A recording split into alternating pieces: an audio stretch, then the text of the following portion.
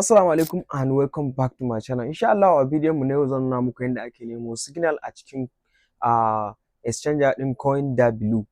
So and then kuma bayan wannan kuma zan nuna muku step by step yadda mutum zai na dan samun bonuses haka da dan wasu reward da suke bayarwa, domin time to time haka in kawai da in shiga wannan ina ga sun dan bani wani dan reward haka dala nawa, dala 20 30 10 hakan nan dai haka kawai za ga sun baka.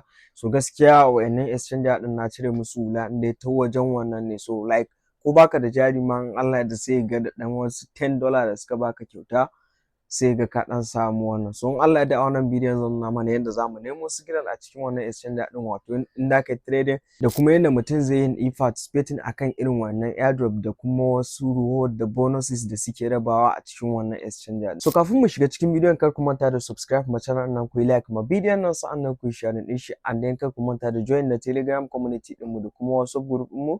Za ku samu link din su a description na wannan bidiyon. So before mu fara bidiyon ku duba description na bidiyon nan, akwai link na CoinW da na ajiye muku, za ku iya dannawa da link dina ka yi sign off na account ɗinka, wanda hakan zai taimaka maka wajen samun wa'annan bonuses din. Haka kuma ga wa'anda suke son farm account, idan kai register da link dina akwai 5% da za ka samu discount.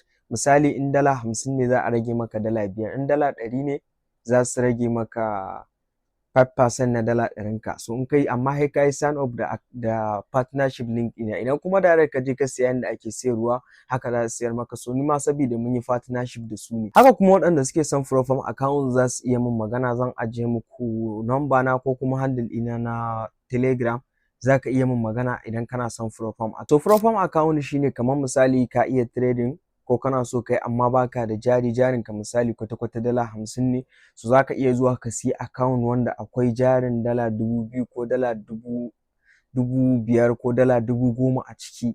So idan ka siya wannan account din za a maka jarabawa, za a jaraba ka, za ka yi passing challenge phase 1 da phase 2. After ka yi ciwo nan jarabawa guda biyu shikenan ka mallaki wannan account din.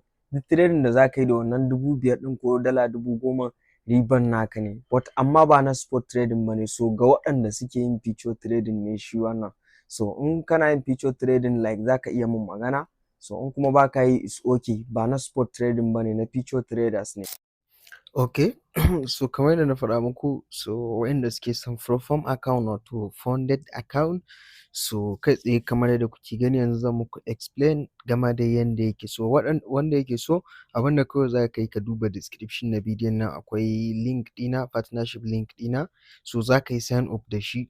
So after ka yi sign up da partnership link ɗina kawai is okay. So za ka iya zuwa ka ɗauko app ɗinsu na FropW ko kuma kawai ka mun magana. In baka gane ba zan yi guiding ɗinka, ka duba description na bidiyon nan akwai Telegram channel ɗina. So idan ka je akwai group a can za ka iya samun wannan ɗina. So zan iya maka guiding ɗinka step by step yanda za ka yi. So amma dai kar ka manta da make sure ka tabbata da partnership link ɗina ka yi sign off. Kun gane, in dai kana son farm account make sure ka tabbata da partnership link ɗina ka yi sign off na account ɗinka. So kamar yadda kuke gani idan muka shigo, so za ku ga gashi nan a nan wajen za ku ga inda aka saka standard, ga nan kuma hard.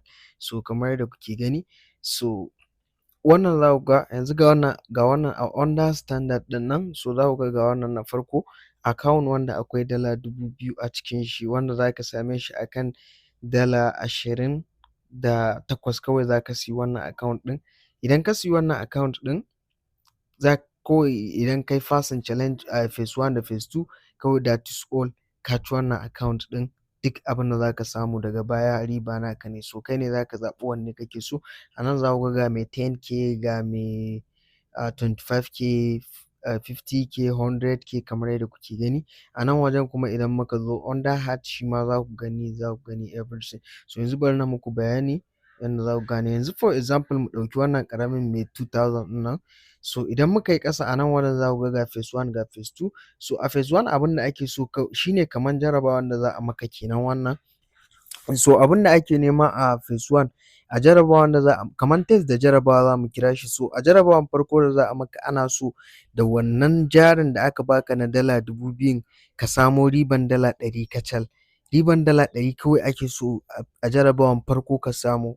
idan ka samo riban dala 100 a wannan 2000 ka ci jarabawan farko. Sai kuma phase 2 shi kuma ana so ka samo dala 200. Kaga that means a wannan 2000 da aka baka, wannan 2000 jarabawan da za a maka kawai ana so ka samo dala 300 ne duka, da jarabawan farko da jarabawa na biyu, phase 1 da phase 2 kenan, kun gane? Dala 300 kawai ake so ka nemo riba a cikin wannan dala 2000.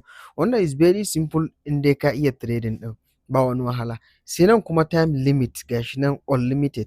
Nan wajen time limit ɗin shine misali na adadin wani lokaci, so babu wani wai nan da lokaci kaza.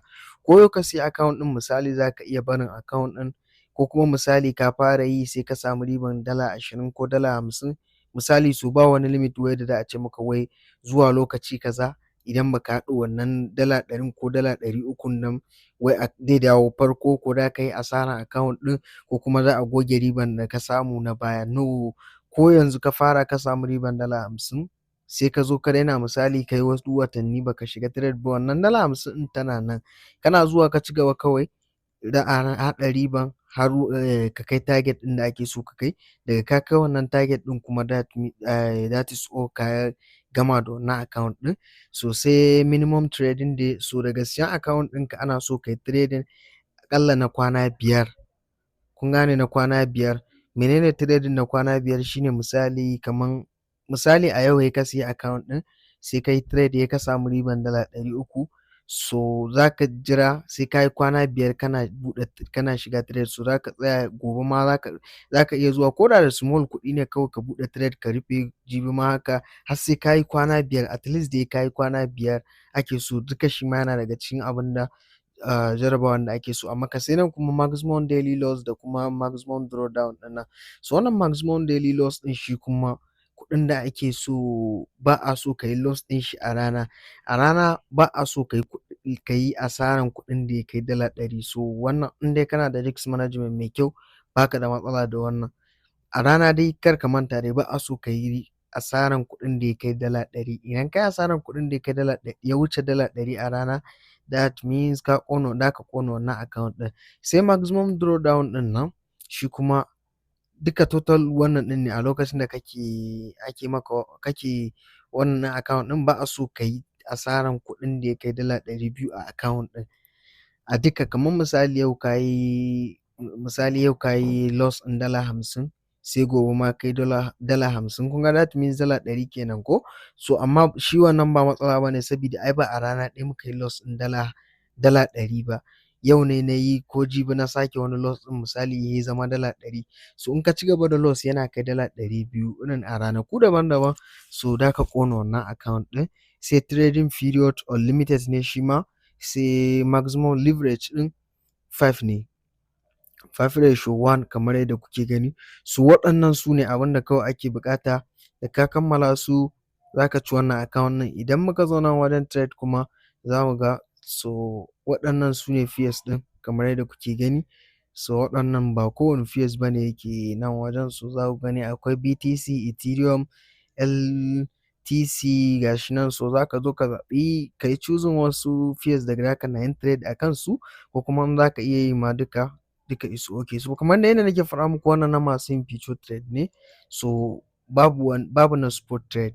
So kamar yadda nake faɗa muku, so ga wanda dai yake so ya siya Proform account ɗin, kamar yadda na faɗa muku, after ka yi sign off na account ɗinka da link da partnership link ɗina ka gama komai, so za ka iya min magana.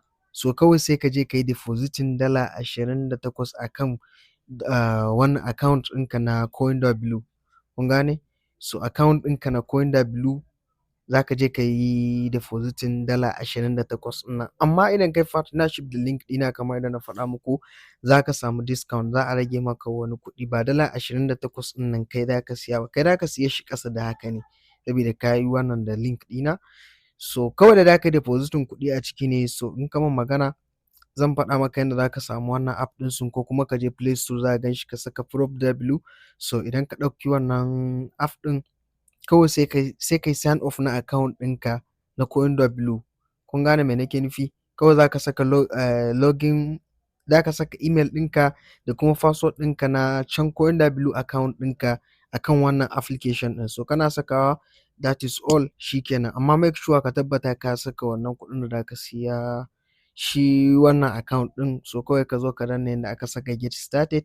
Idan ka danna get started kamar yadda kuke gani, kawai za ka yi proceeding, zai kai ka, za ka siyi wannan account ɗin. Za ka yi amfani da kuɗin da yake cikin CoinW ɗinka, kawai za ka mallaki wannan account ɗin.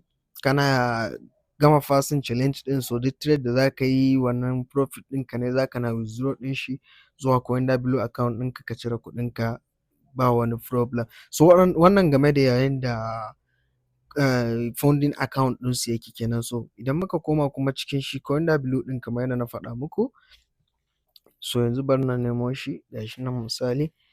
So idan muka shigo, wanda kamar yadda na faɗa muku yanzu zan na dropping signal ɗinmu, za mu dawo amfani da wannan exchanger ɗin sosai da sosai, kun gane. So most of yanzu signal da zan na dropping duka a nan ne. So yana da kyau ka mallaki account ɗin, ka duba description na bidiyon nan za ka ga link, sai ka wannan. So idan muka zo za ku ga kuma daɗina da wannan exchanger ɗin ga waɗanda suke da wannan like waɗanda ba su da jari, so za ka ji daɗin wannan exchanger ɗin, kun gane. And then kuma yanda ya daɗa burge ni da su, suna ɗan yawan wannan wa mutane haka, ɗan ba da reward haka da dai ɗan sauransu. Serious nake faɗa muku wannan. So suna ɗan yawan ba da, sabida kun ga sabon suna so su ma su karɓi ne. So suna ɗan yawan ba da opportunity irin wannan na airdrop haka, ko kuma haka ka ga sun ɗan baka wani reward ko kuma wani bonus haka wanda za ka iya yin trade ka samu riba da shi. So suna yawan wannan, wanda da wannan ma kawai za ka ɗan samu ɗan $10, $20, $30 hakan nan dai, kamar yadda na faɗa muku. So idan muka zo za mu ga a nan wajen inda aka saka market. Idan muka zo wajen market, so a nan ne za ka ga duk wani face wanda kake so ka yi trade a kan shi, za ku gan su gashi nan a nan wajen. Za ku gani kowanne gashi nan kamar yadda kuke ganin su a nan. Za ku ga percentage ɗin da suke bayarwa, ga everything nan. So kamar yadda nake faɗa muku dai, mu koyaushe sport traders idan muka zo za ku ga muna lura da volume ne. So wani zai ce misali na MEXC, shi ya saba da MEXC ko Bybit nan ya kasa ganewa. So ga yanda volume nasu yake nan, kun gani yanda na saka hannu nan gashi nan. Yanzu wannan baby ɗin yana da trading volume dala miliyan 400, ai wai dala miliyan 14, ga wannan miliyan 9, wani miliyan 2. So a nan wajen za in kana so ka ga volume, a nan wajen za ka ga volume, kun gane. So kamar wanda already na muku bayanin duka waɗannan abubuwan yanda ake yin spot trade. So a nan wajen kai za ka zo ka nemi volume ɗinka kamar yadda kuke gani gashi nan. Nan wajen shine volume, kun ga kamar wannan mai 200 da wani abu, ga wani miliyan 9, wannan miliyan 13 misali. In muka taɓa wannan kamar yadda kuke gani, so idan muka taɓa shi za ka iya zuwa shi ma sai ka saita Bollinger Band indicator ɗinka da sauransu. So shi kuma yanda za ka saita, a nan wajen ga inda aka saka mode ɗin nan, ok, nan wajen time frame ne, kun gane. So nan wajen time frame ne, muka zo gashi nan 1 hour 15 minutes, 1 day time frame 14 minutes, everything da duka za ka gan shi a nan wajen. So a nan za ku ga price na wannan coins ɗin. Idan muka taɓa wajen setting ɗin nan kuma gashi nan a nan wajen. So idan muka taɓa a nan wajen za ka iya zuwa ka saita indicator ɗin da kake so ka yi amfani da shi. So normally ina amfani da Bollinger Band, ina amfani da RSI ɗin nan ko kuma MACD. So duka ina amfani da shi kamar yadda kuke gani. Za ka iya zuwa ka saita indicators ɗinka, za ka saita, that is all. Sai idan muka zo wajen buy and sell nasu kuma, idan muka danna shi kamar yadda kuke gani. So a nan wajen, nan ne wajen buy and sell. Ok, nan under feature ne. So mu a under, nan under feature nan kuma under spot trade. So muka zo under spot trade gashi nan za ku gani ga market order, limit order, stop loss, stop limit ko mu ce OCO, gashi nan market, everything dai gashi nan. So ba wani abu bane wanda zai wani baka wahala, duka waɗannan kamar yadda kuke gani. So idan muka zo a nan za ka saka amount, kana so ka siya na dala 20 ko dala 50 ko dala 200 ko dala 100. So duka dai ba wani wahala. A nan wajen kuma za ka na ganin percentage gashi nan a sama. Yanzu wannan ya bada -8.45%. So a nan za ka gani in ma profit ya bayar in ma loss ya bayar ko kuma yana miƙewa ne ko yana shirin miƙewa ko ya faɗi ne, gashi nan is very wannan za ka gan shi kamar yadda kuke gani, ga wannan ya bayar da 13% za ku gani ga su nan yawanci market ɗin ja take ta bayarwa. So guys, wannan shine step by step yanda ake amfani da wannan ɗin. So guys, wannan shine step by step yanda za ku yi amfani da CoinW exchanger da kuma yanda za ku samu Profam account ɗinsu. So I hope kun ji daɗin bidiyon nan. So kar ku manta da subscribe da yi wa channel ɗin nan, ku yi like ma bidiyon nan sannan ku yi share ɗin shi.